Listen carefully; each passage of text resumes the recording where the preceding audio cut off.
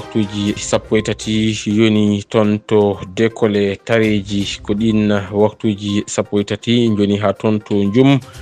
bandiraɓe musidɓe tedduɓe hetiɓe hediɓe yonti jonde meɗen mawde kabaruji e ɗemgal pular.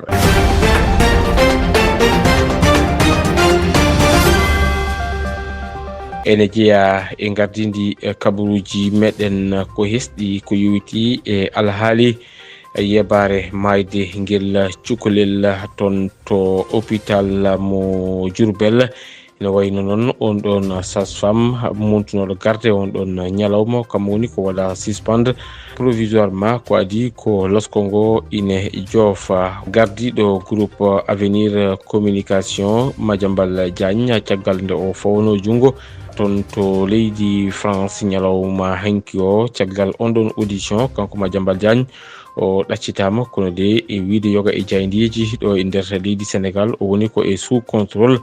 judiciaire. Ceerno Jalaluddin Ba nene jokki jillu muɗum diine l'islam kam e jokkere e ndam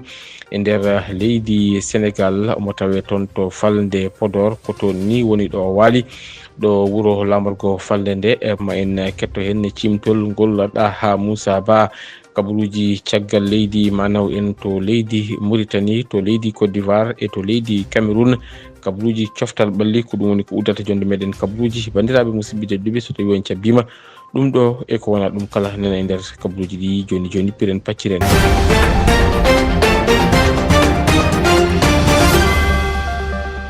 Jam ñalle mon bandiraɓe musidɓe tedduɓe hetiɓe hediɓe hettiyankoɓe haalirde Pindi Radio sawtol ngol neɗɗo foɗo e Hann Mariste villa 92 S to karallagal ngal woni toon ko Amadou Sy stagiaire meɗen ɗo yeeso haalirde nde ko musidɗo moɗon Djiby Dieng kabaruji men e ɗemgal pular eɗen puɗɗoro ko hesɗi e alhaali on debbajo mo ganduɗa kay Djiby ni no toon to damal hôpital régional mo Diourbel tiggo muɗum wattidi e ruttade e joomum ɗum ɗon ko caggal nden ɗon yebare ganduɗa kay ɓen ɗon safroɓe tawateɓe on ɗon hôpital ɗum ɗon suudu saftirdu en jeebino on ɗon debbajo ene wayno jagorɗo kalfinaɗo ko yowiti e cellal leydi ndi kanko noon o ƴetti pellital gam wadde suspendre provisoirement wonande kay on ɗon sage-femme mo ganduɗa kay ko kam wonno en garde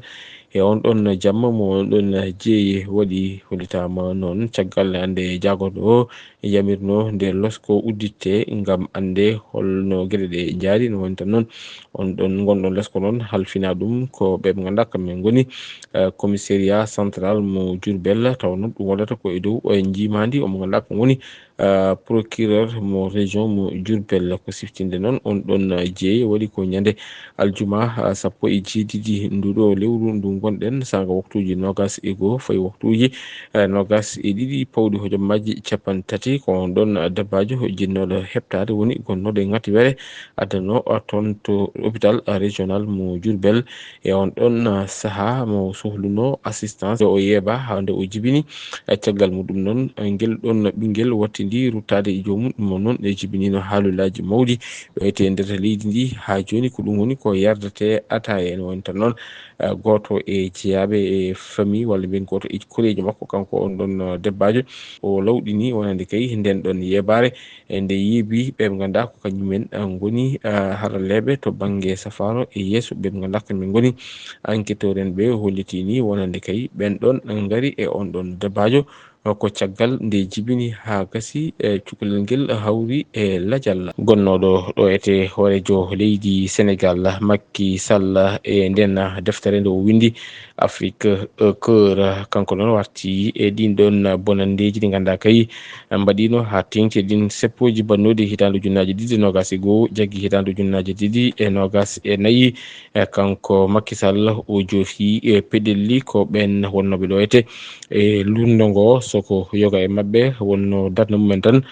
ko bonnude kam e herƴinde e on ɗon saha cimtol Elhaj Abbas Sarr. Caggal deftere makko Sénégal au cœur o yaɓanno ko Afrique au cœur e nder nden deftere kanko Macky Sall o arti e bonandeji mars 2021 taw ala saabinoɓe ɗin bonandeji to wona feccere e luldinoɓe laamu leydi Sénégal. Kanko Macky Sall o holliti wonde violence uji politique baaɗi hono ndani gona kaptorde sabu tension politique ɓooyi e leydi Sénégal kala saha ndu ɗum ari ena safre taw ke kaldigal kono ko yako 2021 feera wodde e nder leydi ndi sa ƴeewi maayi nokkuji jofaɗi taw ko ɗum gueɗe dendaɗi ko waynu des symboles de la république ina e nokkuji jofaɗi ɗi ministère des infrastructures Sénélec ndiyam terre hay chantier mbo suwano gasde o woni BRD ɗum fof e musde ɓuuri musde ko duppal duɗal jaabi hattir woni université Cheikh Anta Diop e gon yeeso laamu wawano lelade woppa eɓe bon ko renda o wi kanko Macky Sall o wasani jabde wayloji badɗi taw gummi ke irnude kono o jaɓatano mukk laamu leydi Sénégal hebte e jungo makko taw ke mbaddi violence ko wiyete anarchie walla insurrection. Vous écoutez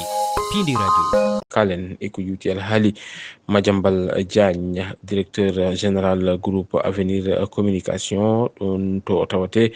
ton to leydi France caggal nde o waɗano mandat d'arrêt international fono e dow makko ene wayno tan kanko e ñalawma henki o nanganoma ton to France ɗo tawate oɗo saaha ene wayno noon caggal nde o hetta o gasni kanko Madiambal Diagne o wotindi ko ɗaccitede o huuti e ton to nokku makko kono noon e ɗin kabaruji ɗi keɓɗen wonande kay kanko Madiambal Diagne o waɗama mbaɗa placé sous contrôle judiciaire woni tan woni ko e jimandi ɓen ɓe ganduɗa kañumen goni ñawoje ton to leydi France oɗo saha noon kanko Madiambal Diagne ene woni tan noon o rewira ko walla mbiyen o tuuma koko yuwiti alhaali on ɗon rapport mo ganduɗa kay sentive ɓayinino ɗum ko koppareje ɗe ganduɗa kay inde makko arti hen ko ina tolni e ɗujun milliard uji nogas e go milliard tawa kay kanko mo ganduɗa kan woni Madiambal Diagne inde makko ine arta hen kanko on ɗon jandiyanke noon oɗo saha kalteɗo mo ganduɗa kam woni sukaɓe makko kam e cuddiɗo makko kala nden goni e sous mandat de dépôt ɗo e lamol kongo au Dakar. Vous écoutez Pindi Radio. Nous émettons depuis Anne-Mariste, Villa 92S. Kalen ko yuwiti e alhaali Azer Ceerno Alassane Sall mo ganduɗa kay ko sarɗiyanke ton to suudu sarɗiyeji leydi Sénégal caggal nde o wonno déposé plainte makko ton to pôle judiciaire financière ngam ko yuwiti alhaali nder ɗen gollorte wiyetede AEE Power mo leydi Espagne kam e Azer mo leydi Sénégal kanko sarɗiyanke o noon habri wonande kay mo wata jillu e alkamisa jango taw noon ko jillu ngu balɗe 4 o waɗata ɗum ton to ganduɗa kay ko kam woni ton to le diwan mo ko Louga sababu nde jillu ngu noon mo o yaha ton to Kébémer e to Louga ɗin ɗon nokkuji ɗi ganduɗa kay ko yuwiti alhaali on ɗon projet woni nden ɗon eɓɓore gollama ton ɗum ko yuwiti woni addude kuɓam e nokkuji dowri ndi hollitino wonde kay sababu jillu ngu noon ko ngam yaade nebbisoyade e ƴewde ɗen golle ɗe ganduɗa kay mbaɗama toon ko yuwiti ɗin ɗon installation ngaji mbaɗaɗi toon hani e gon kaɓirɗe ganduɗa kay waɗama hen ko qima noon hollitama wonande kay ɗen ɗon koppareje ɗe ganduɗa kay ko ina tolni e 37 milliards woni capan tati e jeeɗiɗi e milliards ɗe ganduɗa kay ene foti huɓɓude ko ina tolni e 500 wuro hono no o wiiri kanko mo ganduɗa kan woni Ceerno Alassane Sall sarɗiyanke o ton to suudu sarɗiyeji ndu leydi Sénégal. Brigade de recherche Keur Massar heeɓi fartange fawde jungo commerçant goto inde muɗum noon koko sowa ko a balde on ɗon commerçant ene woni noon o nangira ko yeyde ɗum ko wiyete ko ndelam kubbam woni e carburant essence kam e gasoil tawa noon so tawi ɗum bon fof noon qimama mo ɗum tolno e 200 e capanɗe jeeɗiɗi e litere essence e gasoil ko ɗum woni ko gendarme ɓe mbaɗi saisir mo noon waɗi ko toon to commune mo Ñagga nokku biyeteɗo Kër Marème Mbengue nokku tawateɗo e nder secteur mo Lac Rose no woni tan noon ɓe ganduɗa kañumen goni koninkoɓe ɓe brigade de recherche mo Kër Massar caggal nde ɓe keeɓi kabaru o ɓe keeɓi ɗum rewidade haɓe mbawi fawde jungo on ɗon gorkajo mo noon waɗi ko ñande aset sappo e jeetati nduɗo lewru ndu gonɗen taw noon waɗi ɗen ɗon golle ko ɓen gendarme tawateɓe toon to brigade de recherche mo Kër Massar caggal nde ɓe jogui fayre on ɗon gorkajo baɗowo ɗen ɗon golle walla nguɗon jeeygu ganduɗa kay taw ko jeeygu ngu yadani e jamanu hono no wi ɓen tottirɓe kabaruɓe kolliti noon wonde kay on ɗon carburant foof noon o yeeyno ɗum ko e nder galle makko ganduɗa kay lawol ine haaɗi ɗum ndi sababu noon kanko o fawa jungo ko ene tolni e temedde jeeɗiɗi e capanɗe jeeɗiɗi litere essence kam e gasoil ko ɗum woni ko tawa toon bidon-ngaji e wiide makko noon caggal nde o namda holɗo ittata on ɗon essence e wiide makko noon o anda ɓen tottoɓe mo kono kam ɓe totanmo tan yo ɗum yeey ko ɗum woni ko haali e yeeso ɓe ganduɗa kañumen goni loskoɓe ɓe. Vous écoutez Pindi Radio. To Kédougou joofi toon balɗe tati ñalɗi pine e ɗin leƴƴi e ganduɗa kay ko ɓurɗi famɗude e nder leydi ndi e ɗin leƴƴi noon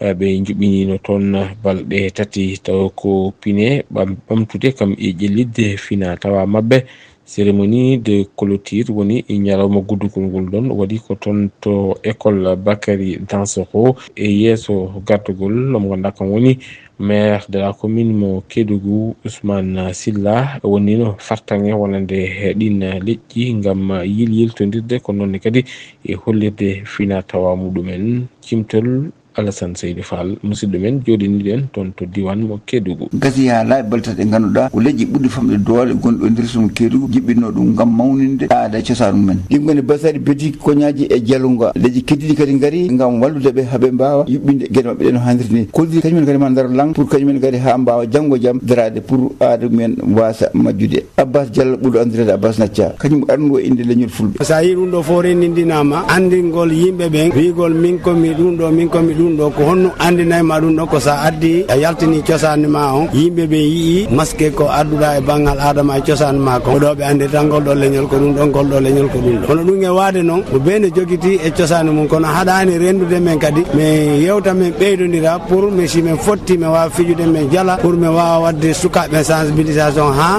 ɓe wawa andude aada e cosan mabɓe ɓe yiya kadi hoore mabɓe hen on ganduɗa kadi woni maire de la commune de Kédougou Ousmane Silla kanko kadi heeɓi kadi tawtere jonde kadi susdeɓe kadi ndeɓe mbawa kadi ɓeydude ɗeɗo golle tawno wona golle gaccirɗe caggal meɗen wawi naarde ko honno min waɗirta daroɗen wakkiloɗen pour ɓe mawɓe men ko acci ɗo kon ko woni yiide kon janggo quel que soit ko ɓe woni yay si ɓe wawata yaltude hara ɓe welti ɓeynanno je sais que ɗum ɗo kadi ɓooyay par ce que sa golli hunde pendant des années sagu ma ko yo ɓooyu ko on leggo noon ɓe woni en accirde ɗo enen en foti wakkilade ɗum ɗo noon no welanmi buy miɗo wadde on encouragé continue ɗum ɗon hande goɗɗo im fota immade to ɗen ara walla en enen tungiɗen wawi wallidirde gaɗa mais ko jonidirgol juuɗe ɗen politique on accemo to jokken ko jokkuɗen kon anden ko ɗum ɗo jogui en ɓe ganduɗa kañum goni bandiraɓe wonɓe toon leydi Guinée Conakry keeɓi arde kono ɓuuri arde ko ɗiɗo leƴƴi ɗiɗi woni basari ka e koñaguin tawno ko ɓe toon ɓuuri toon hewde Alassane Seydou Fall Kédougou Pindi Radio. Allah jarama a jarama Alassane Seydou Fall golle ma jooɗi peewi e ngun jillu makko diinal islam kam e jokkere enɗam e nder falde Podor ceerno Jalaluddin Ba jaɓɓama hanki toon to décolle tareji ko wuuro tawatengo e nder commune mo Guédé village ɓesgu nokku beltima e jaɓɓade ceerno ɗon ɗo décolle e tareji caggal toon to décolle tareji kanko ceerno Jalaluddin Ba o jokki jillu makko ha toon to Podor wuuro lamorgo falde nde ɗo tawate oɗo saaha e wiide musidɗo meɗen ɗaha Moussa Ba dewdiɗon e ngol ɗon lappol ngol ceerno Jalaluddin Ba cimtol ina jokki ngol lappol diine l'islam e jokkere en ɗam ngol woni e wadde ceerno Jalaluddin Ba e nder riidu Fouta tawi koye nder falde Podor talata nogas e lewru ndu nde ceerno wayni ari funda ɗo o taweteno o ñalti koto wuro ene wiye Dekole Tareji ngon wuro tawetego e commune Guédé village ɓe jaɓɓimo ceerno jaɓɓungal teskingal ɓe ciftini ni jutodiral mabɓe tiɗgal e Madina Gounass Abdousalam Ba jaalal leñol goto e ɓesgu wuro ngo weltare tigi e jillu ceerno Jalaluddin waɗata e nder leydi ndi hikka noon min keeɓi hen gueɗal amen tigi te min jawani gueɗal ngal taki amen weltade ceerno Jalaluddin e rewde mum ɗoyete e wuro wiyetego Tareji ko goo o ari koye wuro makko sobo are wuro ngo taani ko arno depuis 1960 jaggande 1962 o jippi koye galle imam Dekole Tareji woni Elhaji Amadou Hammerou Ba jagguɗo kadi wirdu e ceerno Alhaji Mouhamadou Saydou Ba en 1962 encore jaɓɓiɗo ceerno Tijane ummadema 1993 wi ko ceerno Tijane ari ɗo finde mum o tawi amen koye hokkere kono nde o ari nde min keeɓi ko ndiyam ha ɗum wontani min kawis ngoɗo wuro Dekole Tareji ina dari darde tinde e nder nde falde ɓesguji ɗi ina loriti e doole mumen kono ina gueɗe ɗe ɓe ɗaɓi nde ɓe ballitte e rondade ɗum koɓe aynoɓe koɓe remoɓe koɓe fitram golle en ɗum ko tati gueɗel kadi guel koɓe julaɓe koɓe commerçant ji ko heddi ko woni koɓe sernaɓe koɓe almuɓɓe kono kadi koɓe janggoɓe to batte tubakiri eɗen jogui ɗo gueɗe goɗɗe ganduɗa probléme mbaɗo no wayno hande nokku amen cafrorɗo so dañanomo ɓurat ɗo woni ɗo saabu ko minen wuuro ngo jogani koye amen poste de santé amen guila e jeunesse o mawɓe ha e foof ko minen jogani ɗum koye amen to batte remru to batte gaynaka foof hayso tawi wonko dañete mais wonko yiɗa ko ganduɗa ko ɗum ɓuuri ko ɗon e Dekole ceerno ñalli nde o hirdi o rewi Donna Tareji ko ɗon waktu takkusano juula caggal mum o yawti rewama Guiya o hedde waktuji 19 pawɗi hojomaji jonɗi ceerno jofti e Podor lamorgo falde nde so dawama hande ma yeehe Guédé village Guédé Santhie joftoyte ko Djum ɗaha Moussa Ba Podor Pindi radio Allah jarama ɗaha Moussa Ba musidɗo men dewdiɗo en ko yowiti e ngun jillu diine l'islam kam e jokkere e ndam ngo woni e wadde ceerno Jalaluddin Ba e nder leydi Sénégal ɗo tawate oɗo saaha toon to falde Podor konngol cimtol ni uddi jonde meɗen kabaruji nder leydi joni palen ko e kabaruji caggal leydi Pindi radio la page internationale kabaruji caggal leydi e Pindi radio kabaruji men caggal leydi puɗɗotoɗen ko toon to leydi Mauritanie ko ina wona duuɓi e capantati caggal ɗin kewkewoji bannude hitande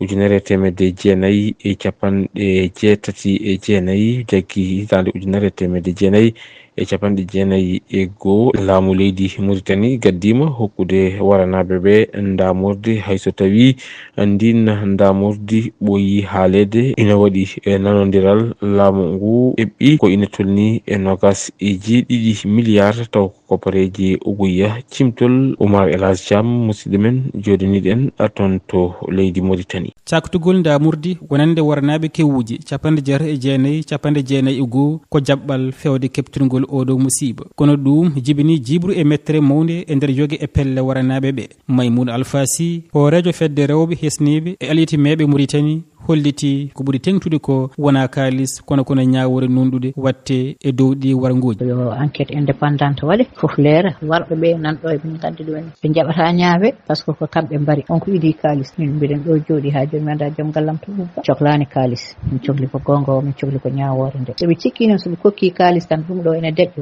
wallahi ɓe juuɓi notiniɓe waranaɓe ɓe haaldaɓe nandiral kalis to banggue mumen ina cimbini batte yewtere jondi hakkude mabɓe e laamu ngu Lo Souleymani ko radio rêve ko jokkorgal mawgal e kaldigal ngal. Il s'est avéré qu'on avait demandé ina wayno minen lorinoɓe ɓe min namdino ko fodde nogas e jeeɗiɗi milliard e nder ɗum min keeɓi jaabol hoorejo leydi ndi immorade e galle hoorejo jagor dendagal loriɓe hen ɓe dokkama fodde nogas e jeeɗiɗi milliard tawi ko foof rendi hen konunkoɓe ɓe rewɓe ɓe worɓe mumen canki foof ina hen ko ɗum eɓɓore laamu ngu tan heɗen kani noon sarde kabaru o ha yetto ɓeɗum wodani ɓe vers les ayants droit kono laamu Mauritanie hollitan taw holde ɓe keɓar ndi ɗon ndamurdi Oumar Elhadji Thiam Nouakchott Pindi radio Allah jarama Oumar Elhadji Thiam gollema jooɗi peewi to leydi Côte d'Ivoire caggal ko balɗe 4 heddi e sumgoji lefol laamu ton to leydi Côte d'Ivoire ɓen capanɗe tato e ɗiɗo nanganoɓe e ɗin seppoji bannodi ko yawti ton to leydi Côte d'Ivoire kamɓe kala ɓe mbaɗama condamné 3 ans de prison woni tan duuɓi tati ɗi ganduɗa kayi maɓe e lelo ɗum e suudu dumbirdu siftinde noon on manifestation mo ganduɗa kayi ko manifestation ballanode interdire mo ganduɗa nodduno ɗum ko front commun ñande 11 nduɗo lewru gonɗen ton to Abidjan ɓen nangaɓe hen ɓe noon e oɗo saaha mbiɗen ɓe mbaɗama condamné woni tan ko ene tolni e duuɓi tati ɗi ganduɗa kayi haaɓe gona ɗum e suudu dumbirdu to leydi Cameroun caggal tan ko heddi hen waktuji e tottirgol ɗum ko yuti e jencuji sumgoji lefol laamu bannodi ton to leydi Cameroun no wayno noon talata hanki o ko garmi garaji kam e seppoji goni ko teska ton to lamorgo ngo Yaoundé to Douala ha ton to Garoua taw noon saabi ɗum ɗon ko ɓen ɗon partisan ji woni tan nangoranɓe on ɗon candidat Issa Chiruma Bakary mo ganduɗa kay oɗo saaha joni holliti ko kañum fooli e ɗin ɗon sumgoji ton to leydi Cameroun gasi ha laaɓi ceer kabaruji meɗen caggal leydi joni paɗen koye kabaruji coftal ɓalli. La page sport sur Pindi Radio. Kabaruji coftal ɓalli e Pindi Radio. kabaruji coftal ɓalli kalen e ko yowiti e Ligue des champions européenne ñalawma hinki waɗino potite eɗen potite FC Barcelone ko kam fooli on ɗon kippomo Olympiakos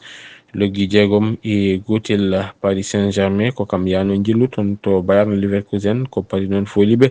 loggiji ɗiɗi e loggi ɗiɗi Manchester City ko kam yano jillu ton to Villarreal fooli ɗum loggi ɗiɗi e ndigga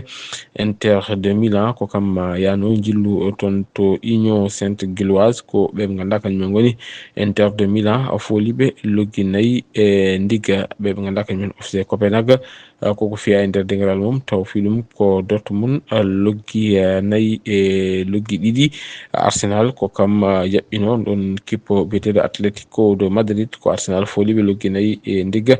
Newcastle ko kam jaɓɓino Benfica fooli ɗum loggi tati e ndigga PSV Eindhoven ko kam fooli on ɗon kippo mo Napoli loggi jeegom e loggi ɗiɗi ɗen potide ko yowiti e Ligue des champions européenne ma jokku e ñalawma hande o sanga waktuji 16 pawɗi hojommaji 45 ɓe ganduɗa kañumen goni Atlético Bilbao ma huccodir e Karabakh ɓe ganduɗa kañumen goni Real Madrid sanga 19h ma huccodir e Juventus de Turin Bayern Munich ma won hakkude muɗum e ɓe ganduɗa kañumen goni Club Brugge Francfort huccodirta ko e Liverpool Chelsea ma huccodir e Ajax Amsterdam Atlanta ma huccodir e Étoile Rouge ɓe ganduɗa kañumen goni Sporting ma won hakkude muɗum e Olympique de Marseille AS Monaco mo Lamine Camara huccodirta